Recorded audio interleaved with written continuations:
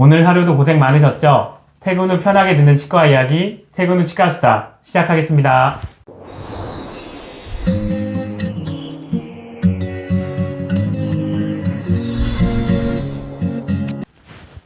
요즘 구강 유산균 광고가 굉장히 많더라고요. 네, 충치 예방, 잇몸 개선, 입냄새 제거까지 다양한 효과를 얘기하는 것 같은데요.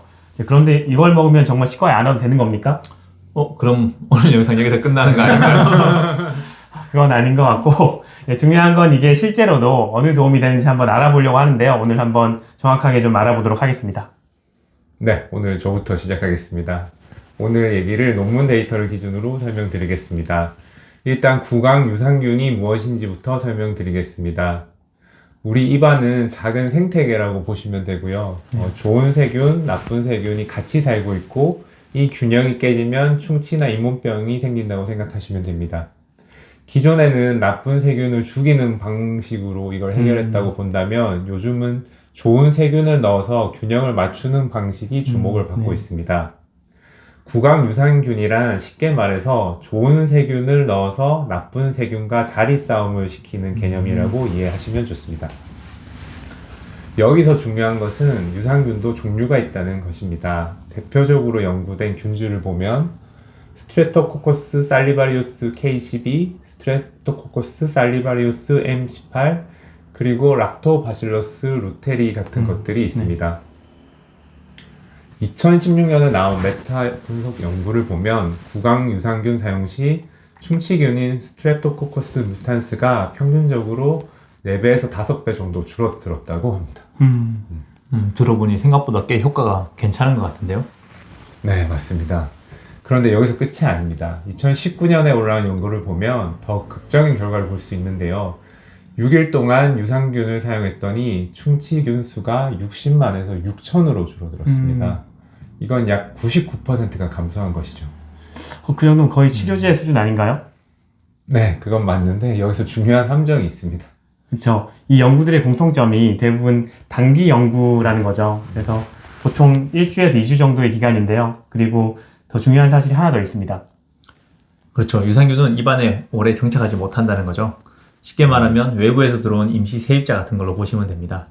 연구들을 보면 보통 7일에서 10일 정도 지나면 대부분 이제 유산균이 사라지는 것으로 보고되고 있어요.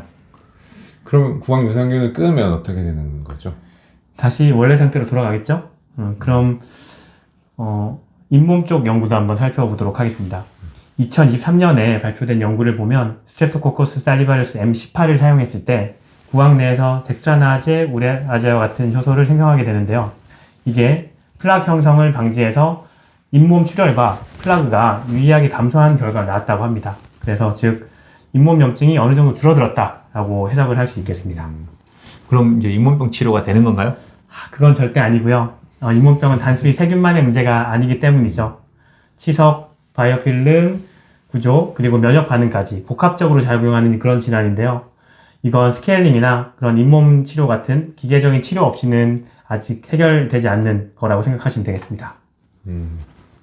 네, 흥미로운 연구를 하나 더 얘기해보면 면역 관련된 효과도 볼 수 있는데요.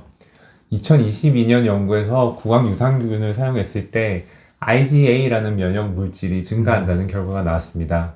즉 단순히 세균을 줄이는 것뿐만이 아니라 우리 몸의 방어 기능을 일부 도와줄 수도 있다는 것입니다. 또 하나 환자분들이 실제로 체감하는 건 입냄새 쪽이 있습니다. 지난 구치 영상에서도 우리가 설명드렸듯이 입냄새는 이제 대부분 황성분의 가스 때문에 발생하는데 유산균이 이걸 만드는 세균을 억제하면서 냄새가 좀 줄어드는 경우가 있습니다. 스트레프토코커스 살리바리우스 K12 균주는 유해균을 직접 공격하는 천연 항생 물질을 내뿜어 입냄새 유발균을 죽인다고 하네요. 국내 연구에서도 8주간 그 바리셀라 시바리우스라는 균주에서 8주간 섭취했을 때 대조군 대비 구취 유발 성분이 40에서 60% 정도 감소했다는 결과가 발표되었습니다. 네, 확실히 균주마다 역할이 좀 다른 것 같으네요. K12는 구취나 상기도 쪽에 더 관련이 있고 M18은 충치와 플라그 억제, 그리고 락토바실러스 루테리는 잇몸 염증 완화 쪽에 연구가 있네요. 즉 목적에 따라 어떤 것을 선택하는지가 중요하다고 생각됩니다. 실제로 시중의 제품들을 보면 이런 균주들을 사용한 제품들이 있습니다. 대표적으로 K12 계열 제품이나 M18 계열 제품들도 있고 대부분 입에서 이제 녹여 쓰는 형태로 되어 있습니다. 이유는 이제 입안에 오래 머물게 하기 위함이죠. 네. 구강 유산균이다 보니 입안에 오래 머물러 있어야 되는군요. 그 제품을 고를 때 몇 가지 기준이 있어요. 첫째는 균주 이름이 정확히 표시되어 있는지 확인해야 됩니다. 두 번째는 임상 연구가 있는 균주인지 확인을 해야 되고요. 셋째는 입안에 오래 머무는 제형인지 보는 것이 중요합니다. 녹여서 먹을 수 있는 제품을 고르는 것이 중요하다고 생각됩니다. 복용 방법도 중요합니다. 양치 후에 사용하시는 것이 좋다고 하고요. 그리고 바로 삼키기보다는 아까 말씀드렸듯이 입안에서 천천히 녹여서 먹는 그런 방식이 효과적입니다. 특히 취침 전에 사용하는 것이 가장 좋은데요. 이유는 밤에 세균이 활동이 활발하잖아요. 그래서 취침 전에 사용하시는 것이 좋겠고, 유산균의 수도 중요하지만 어떤 유산균이 들어있는지를 잘 확인하시는 게 가장 중요하도록 하겠습니다. 그럼 이제 정리를 한번 해볼까요? 네, 충치균에 대해서는 감소 효과가 분명히 있는 것 같습니다. 잇몸 염증도 감소시키는 것 같고, 구취 감소, 면역 증가 효과도 있을 것 같습니다. 하지만 효과가 길게 유지되지는 않는 것 같아요. 그리고 당연하지만 치과 치료를 대체한다고 볼 수는 없습니다. 그래서 결론적으로는 보조적인 역할이다 라고 말씀드릴 수 있겠습니다. 가장 중요한 건 기본 관리이고요. 그래서 양치, 치실, 그리고 정기적인 스케일링 없이 유산균만 먹는 것은 큰 의미가 없습니다. 운동을 하지 않으면서 다이어트 보조제만 먹는 것과 비슷한 상황이라고 할 수 있겠습니다. 결론을 간단하게 다시 말씀드리면 구강 유산균은 보조제는 맞지만 치료제는 아닙니다. 특정 상황에서는 도움이 될 수 있지만 기본적인 치과 치료를 대신할 수는 없다고 생각합니다. 네, 구강 유산균에 대한 오늘 내용은 여기까지 하겠습니다. 오늘 저희가 말씀드린 내용이 도움이 되셨다면 구독과 좋아요 부탁드립니다. 감사합니다. 감사합니다.